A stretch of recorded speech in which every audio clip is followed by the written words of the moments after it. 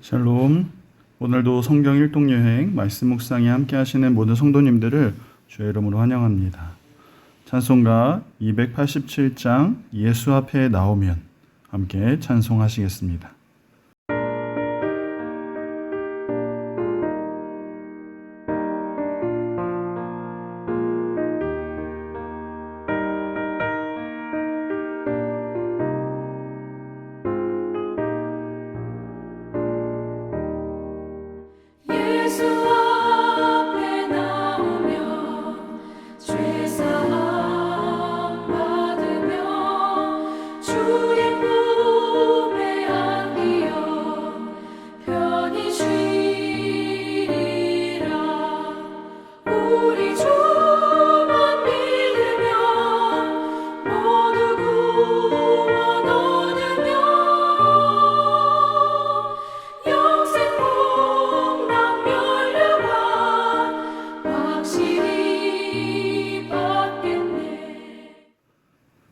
오늘 함께 나눌 말씀은 마가복음 10장 17절부터 22절 말씀입니다. 예수께서 길에 나가실 때 한 사람이 달려와서 꿇어 앉아 묻자오되 선한 선생님이여 내가 무엇을 하여야 영생을 얻으리이까? 예수께서 이르시되 내가 어찌하여 나를 선하다 일컫느냐? 하나님 한 분 외에는 선한 이가 없느니라. 내가 계명을 하나니 살인하지 말라, 간음하지 말라, 도둑질하지 말라, 거짓 증언하지 말라, 속여 빼앗지 말라, 내 부모를 공경하라 하였느니라. 그가 여짜오되 선생님이여 이것은 내가 어려서부터 다 지켰나이다. 예수께서 그를 보시고 사랑하사 이르시되 내게 아직도 한 가지 부족한 것이 있으니 가서 내게 있는 것을 다 팔아 가난한 자들에게 주라. 그리하면 하늘에서 보화가 내게 있으리라. 그리고 와서 나를 따르라 하시니 그 사람은 재물이 많은 고로 이 말씀으로 인하여 슬픈 기색을 띠고 근심하며 가니라. 아멘. 이 시간 부자 청년이라는 제목으로 말씀 나누기를 원합니다. 사랑하는 여러분, 혹시 엄친아라는 말을 들어보셨습니까? 엄마 친구 아들을 줄여서 엄친아라고 하죠. 이 표현은 보통 부모님이 자녀에게 비교 대상으로 삼는 완벽한 그 어떤 인물을 지칭할 때 사용이 되는데, 그래서 흔히 엄마 친구 아들은 서울대 갔대, 엄마 친구 아들은 의사래, 이렇게 사용을 하곤 합니다. 그래서 한 번도 본 적이 없는 그 엄친아, 엄마 친구 아들은 항상 공부도 잘하고 외모도 뛰어나고 성격도 좋고 예의도 바르고 뭐든 잘하는 완벽한 사람이죠. 그런데 오늘 말씀에 보니까 진짜 엄친아가 등장을 합니다. 부자이고 관원이고 그리고 젊은 한 청년입니다. 심지어 영생에 대한 질문을 하고 있는 것을 보니까 신앙도 있는, 당시에는 부족할 것이 없는 한 사람의 모습입니다. 이 청년은 예수님 앞에 달려 나와서 무릎을 꿇고 있습니다. 그러니까 이러한 모습을 통해서 볼 때 신앙에 있어서도 진심인 한 청년이죠. 바리새인과 같이 종교 지도자들처럼 논쟁하거나 시험하기 위해서 예수님 앞에 나온 것이 아니라 진심으로 영생에 대한 갈급한 마음으로 예수님 앞에 나온 것입니다.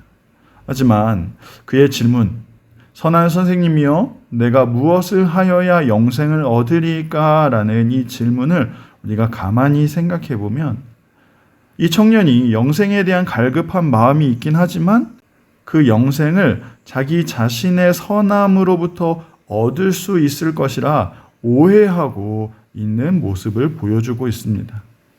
그는 누구보다 율법을 잘 지켜왔던 청년이었습니다.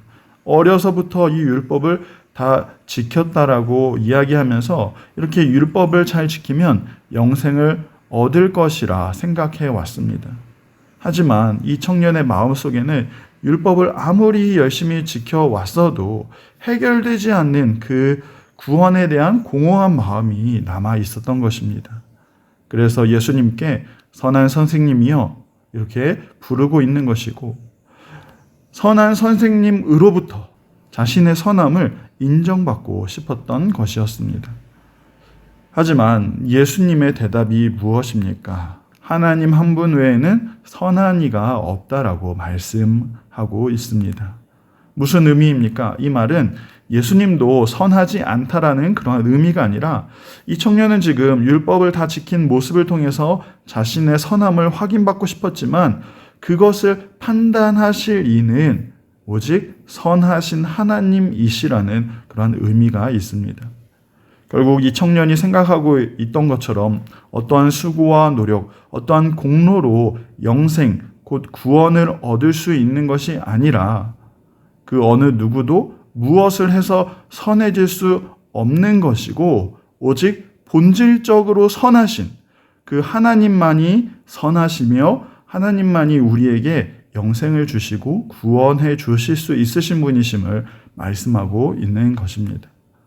사랑하는 성도 여러분, 부자 청년과 이 예수님과의 대화를 통해서 우리가 분명히 기억해야 할 것이 있습니다. 우리가 구원받은 것은 우리가 무엇을 했기 때문에, 우리가 선하고 의롭기 때문에, 우리의 어떠함 때문에 구원을 받은 것이 결코 아니라는 사실입니다. 우리는 모두 다 죽을 수밖에 없고 이미 심판받은 그러한 악한 존재들입니다. 아무리 선한 일을 한다고 해도, 아무리 수양을 하고 돌을 닦는다 해도 우리 안에는 선한 것이 나올 수가 없는 그러한 존재입니다. 그렇기 때문에 우리가 구원받은 것은 오직 그리스도의 은혜라고 고백할 수밖에 없는 것입니다. 내가 아무것도 하지 않았지만, 아니 아무것도 할 수 없지만 하나님이 나를 선택해 주셨고 나에게 예수님을 믿을 수 있는 믿음을 주셨고 그 믿음을 통해서 구원을 얻게 하셨기 때문인 것입니다. 예수님은 그래도 이렇게 예수님 앞에 나와서 구원의 열망을 보이는 청년이 너무나 사랑스러웠습니다. 그래서 21절의 말씀처럼 예수께서 그를 보시고 사랑하사 이르시되 내게 아직도 한 가지 부족한 것이 있으니 가서 내게 있는 것을 다 팔아서 가난한 자들에게 주라. 그리하면 하늘에서 보화가 내게 있으리라. 그리고 와서 나를 따르라. 이렇게 말씀하십니다. 그런데 여러분, 예수님의 이러한 말씀에 이 청년의 반응이 어떻습니까? 이 청년은 재물이 많은 거로, 재물이 너무나 많았기 때문에 그 재물을 포기할 수가 없었습니다. 하나님과 재물을 겸하여 섬길 수 없기 때문에 이 청년은 재물이 많은 고로 오히려 하나님을 포기하고 돌아간 것이죠. 사랑하는 여러분, 이 부자 청년은 성경 전체에서 주님을 만나서 주님으로부터 해결 방법을 직접 들었지만 자신의 문제를 해결받지 못한 유일한 사람입니다. 주님이 분명 이 청년을 사랑했음에도 불구하고 그는 자기가 가진 것을 포기하지 못했기 때문에 그는 주님을 떠나 자기 재물을 향해서 돌아간 사람이죠. 사랑하는 성도 여러분, 우리는 이 말씀 앞에 나를 세우고 이 말씀을 직면해야 합니다. 내가 이 청년이 되어서 과연 내가 하나님 앞에서 버려야 할 것이 무엇인지 정말 깊이 고민해야 합니다. 이 청년처럼 내가 말씀 앞에서 버리지 못하는 것, 내가 포기하지 못하는 것, 말씀을 들어도 여전히 돌아서려고 하는 모습은 없는지 우리의 모습을 살펴야 하는 것이죠. 돌아서서 가는 그의 뒷모습을 보시면서 예수님은 이렇게 말씀하십니다. 재물이 있는 자는 하나님 나라에 들어가기가 심히 어렵도다. 그런데 여러분, 이 말씀을 하자마자 놀란 사람들이 있습니다. 바로 제자들이죠. 왜냐하면 유대교의 전통에 의하면 재물이 많다라는 것, 부자가 되는 것은 하나님의 복을 받았기 때문이라고 생각을 해왔습니다. 그런데 예수님은 지금 재물이 있으면 하나님 나라에 들어가기 힘들다라고 이야기하니까 제자들은 충격을 받은 것이죠. 그것도 낙타가 반의 귀에 들어가는 것보다 부자가 천국에 들어가는 것이 더 힘들다면, 그렇다면 제자들의 마음속에는 누가 과연 구원을 받을 수 있습니까? 라는 궁금증이 생기게 된 것이죠.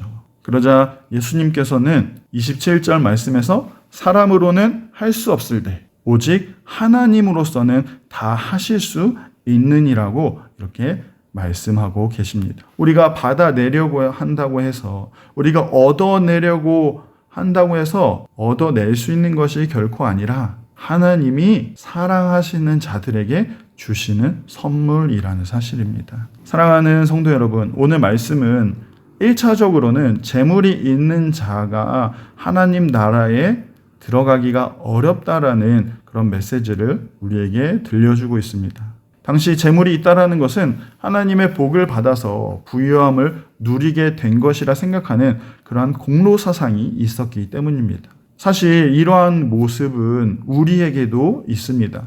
우리가 하나님 앞에서 열심히 했기 때문에 하나님이 우리를 이만큼 축복해 주셨다라고 여기는 그러한 모습들인 것이죠. 그렇지만 오늘 분명히 예수님은 말씀하십니다. 이러한 공로사상으로 대표되는 재물로는, 부요함으로는 결단코 하나님 나라에 들어갈 수가 없다라는 것이죠.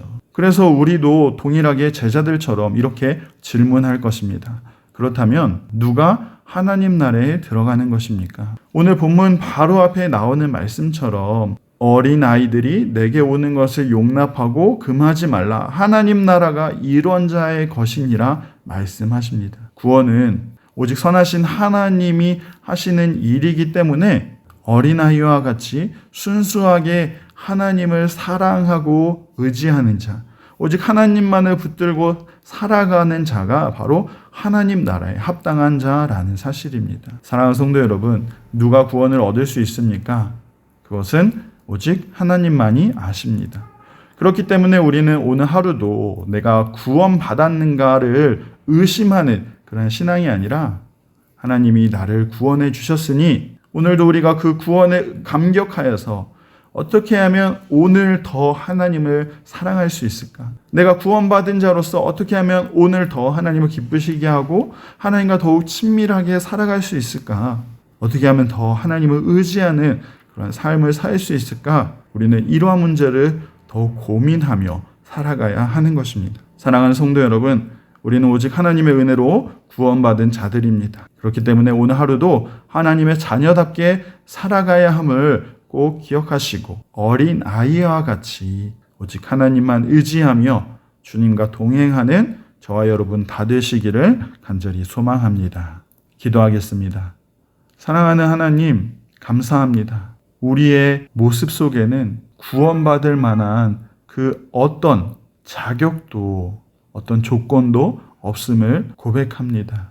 나의 어떠함 때문이 아니라 오직 하나님의 은혜로, 하나님의 사랑으로 우리가 구원을 받았음을 늘 기억하며 그 구원의 감격 속에 살아가는 우리의 모습 다 되게 하여 주옵소서. 그래서 나의 어떠한 모습을 다 내려놓고 오직 어린아이와 같이 하나님만을 의지하고 하나님만을 더 사랑하는 우리의 모습 되게 하여 주옵소서. 그래서 오늘 하루도 우리가 어떻게 하면 하나님을 기쁘시게 할까? 어떻게 하면 하나님만을 의지할까? 이러한 믿음의 고민을 하는 우리의 모습 다 되게 하여 주옵소서. 오늘도 우리와 함께 하실 하나님께 감사를 드리오며 살아계신 예수님의 이름으로 기도합니다. 아멘.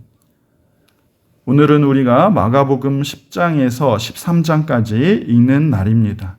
오늘도 말씀과 함께 승리하시길 간절히 소망합니다.